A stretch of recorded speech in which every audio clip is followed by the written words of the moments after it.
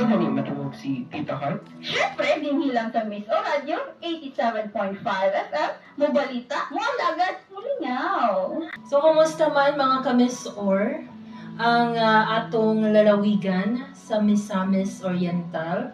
Maayo ba inyong pagpanikay-sikay? Taliwala sa sobrang kainit nga atong nasinati karon ka-Miss Or. So, mag-amping tang tanan.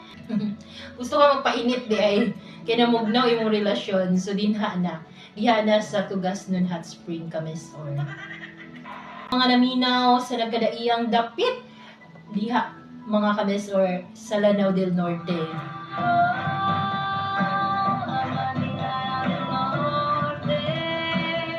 Pinalangga po diha sa nindot no nga isla nga maanyag.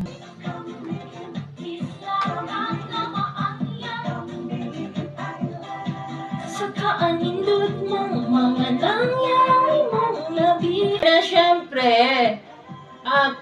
ang labihan pod kadaghan ng mga listeners nato diha sa lalawigan. Kidnon.